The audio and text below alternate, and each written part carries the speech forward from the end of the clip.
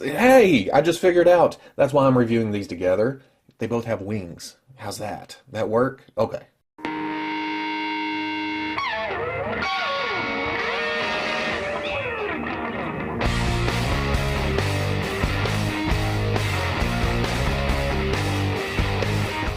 Okay, people, welcome back to another Fwoosh review. Tonight I'm taking a look at the Spider-Man Homecoming series, Vulture and Beetle.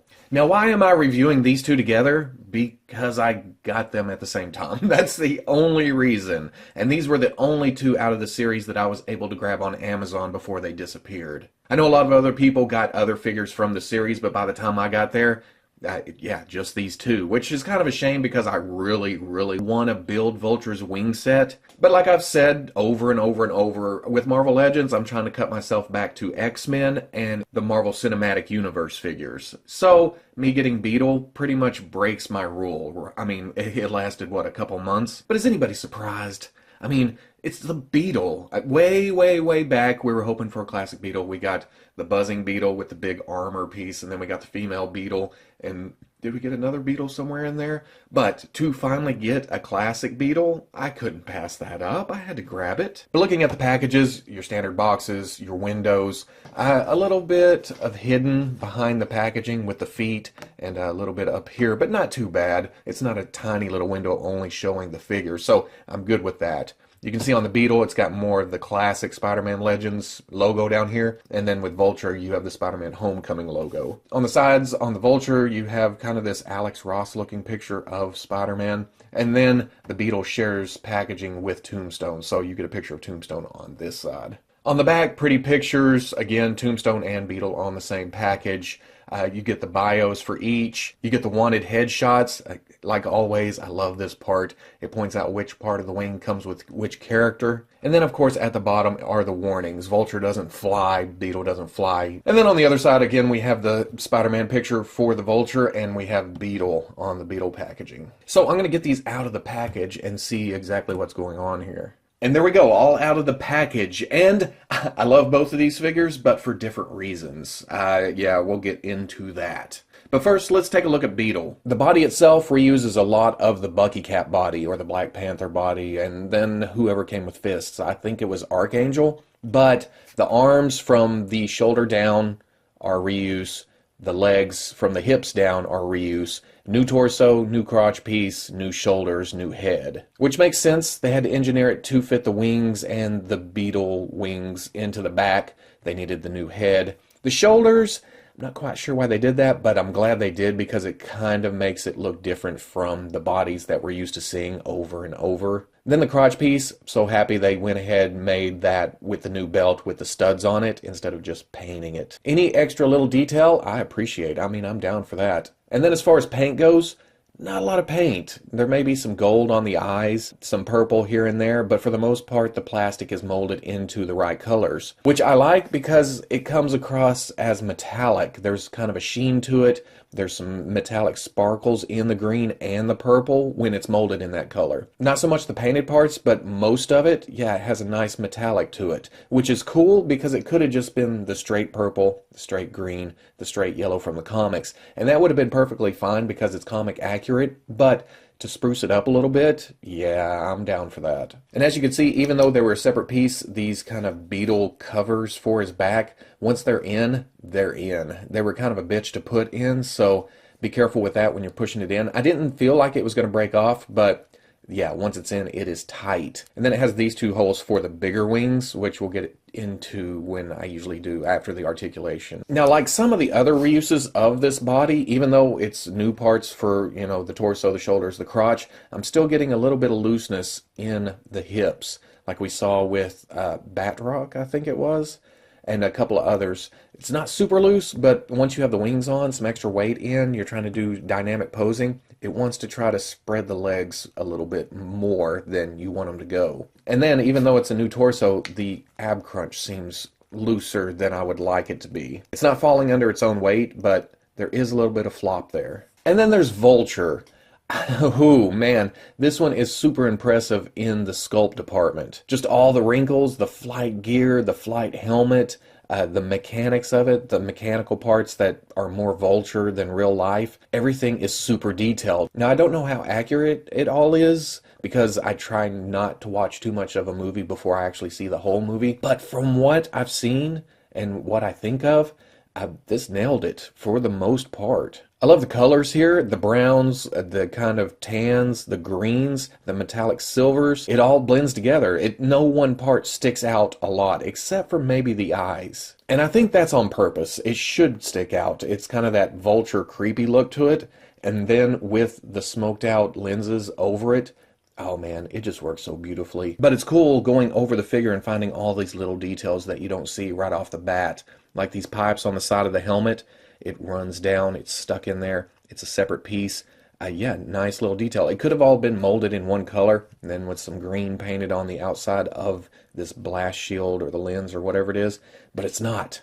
It's all a separate piece, and that's great. One nifty thing that I didn't notice until I got the figure in hand, my brain automatically thinks flat helmet, shield, Vulture eyes inside, not a big deal. But the more I look at it, the more Vulture-like it looks. It kind of has this beak right here. It comes down to not really a point, but a realistic version of the helmet that we saw in the Spider-Man and Vulture Walmart 2-pack that I reviewed earlier in the week. Now on the hands, there are these molded little points that I'm not sure what they are. To me, they look like where they filled the mold and it wasn't removed properly. And it's on both thumbs. I was kind of thinking that it was some kind of button to activate wings or flight or something. We've seen that in the movies. I think it was Ant-Man that has the button. He pushes it, it shrinks. But I don't think that's what this is. I think it's just bad molding. So I'll have to trim that off with an X-Acto or something, sand it down. Get rid of that. One of the problems I am finding though, and it may be because the plastic bent or something, but the knees are kind of sculpted to the inside. My brain wants the knees to be about right here, you know, facing forward, but that breaks the sculpt that you can see where it goes from the hip to the thigh. If you line them up, right there and right there, yeah, the knees kind of turn to the inside. And then you can kind of see that the toes point towards each other when you have everything lined up.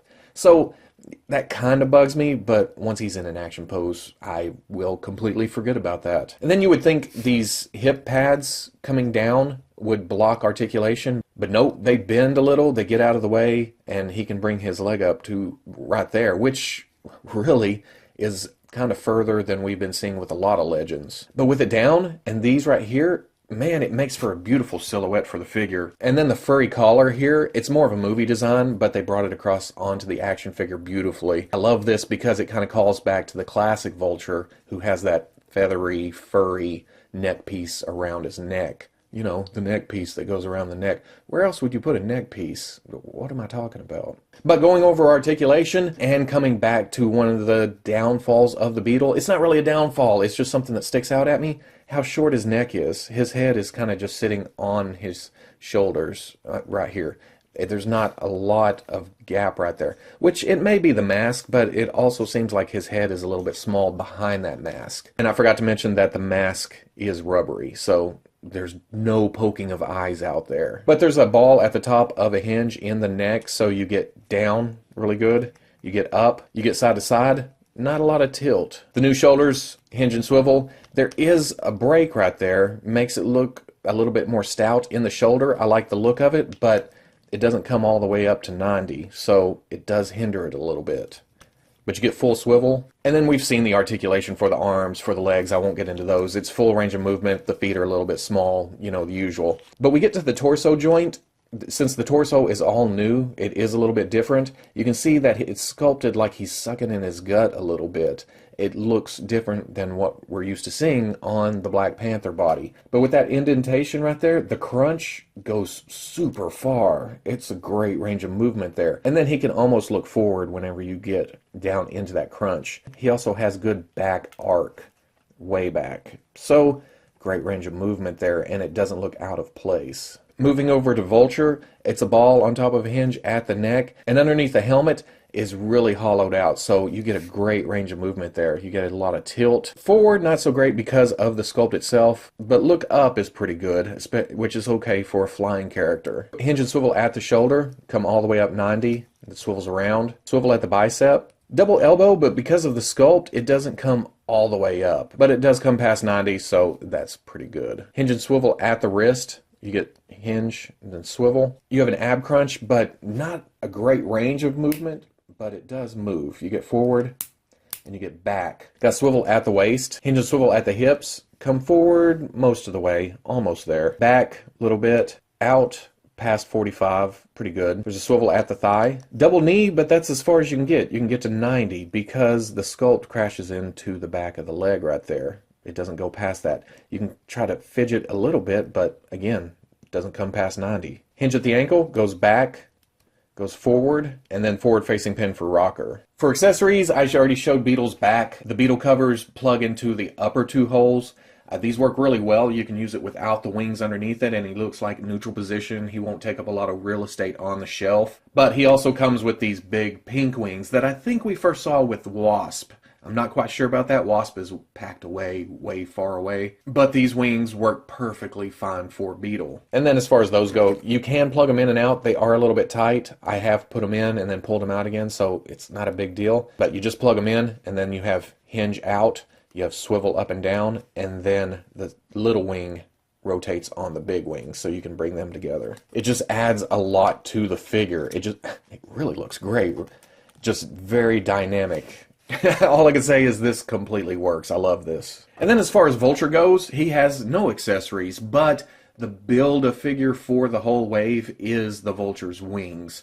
And since I only have two figures, mine looks kind of puny right now. Now the main back part did come with Vulture. This part right here with the turbine comes with the Beetle. I think that's where it goes. I'm putting it on there so when I do eventually get the rest of the figures, I don't lose track of where I'm at. But this could have been just this green color and the blackish, darkish, grayish color to it. And there is kind of a metallic sheen again, a little sparkle to it.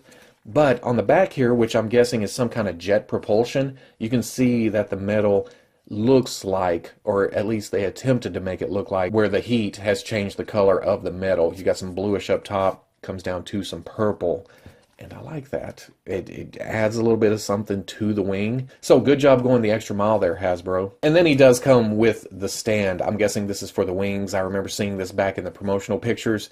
I'm not sure how it's going to work. Oh, look at that. I figured it out. I'm a genius. But it's going to work like that. It's going to hold the wing assembly up, which is apparently huge, and I can't wait to see that. For comparison, here is Beetle with the Marvel Legends Black Panther. As you can see, this is going to completely work on your comic shelf. In fact, it's so perfect it hurts.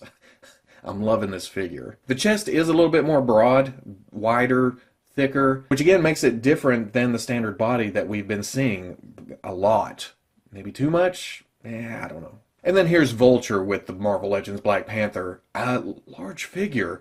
I don't remember how big Michael Keaton is, but this seems really big. But at the same time, on my MCU shelf, this will be up on his wings. He'll be flying. He'll be soaring above. So it doesn't really matter too much to me, but if you're going to just have him standing on the shelf, it may be a little bit big. But again, I don't have the rest of the figures in this wave. I don't have the Spider-Man Homecoming Spider-Man or the homemade suit, so I can't really compare it yet. So at the end of the day, like I said, I love these figures for different reasons. For the Vulture, I love how much detail's packed into it, how much articulation, a little bit hindered here and there, but for a movie figure, super articulated. It's just a great figure overall, and it looks like it matches up the movie great, which is a win in my book. I love my MCU shelf, and this adding to it, yeah, I'm super happy about that. The claw feet kind of throw me off. They're huge, they're big, they seem like it'd be uncomfortable to walk around in, but at the same time, figure-wise, it makes for a great base. The bottom,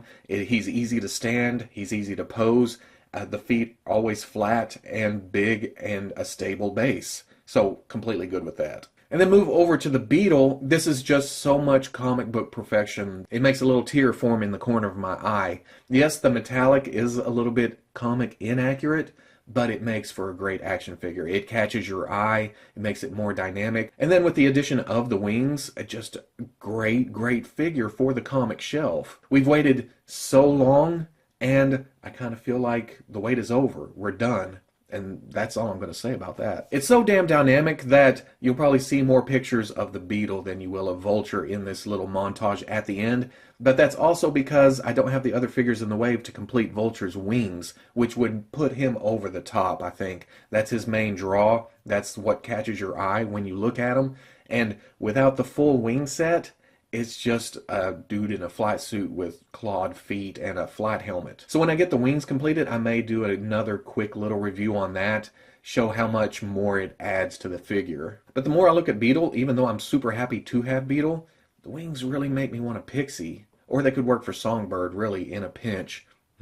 Like I said, I got these off Amazon. They've since taken down the listings there, so I don't know when they're going to bring them back or when the actual release for these figures are. But if you're looking for that classic Beetle, look no further. This is the one you need. And if you get the Marvel Cinematic Universe figures, the Vulture is going to be a great addition to that too. If Figure Arts or some import company does decide to make a Vulture, this one's going to be hard to beat. And I know I say that sometimes until we actually see that import figure and it's like, holy shit, they nailed it. Who knows? I like spending money, and if it comes to that, I'll probably buy it anyway. But I'll say it again, this one's going to be hard to beat. So if you like the review, comment, like, subscribe, and I'll catch you on the Fwoosh.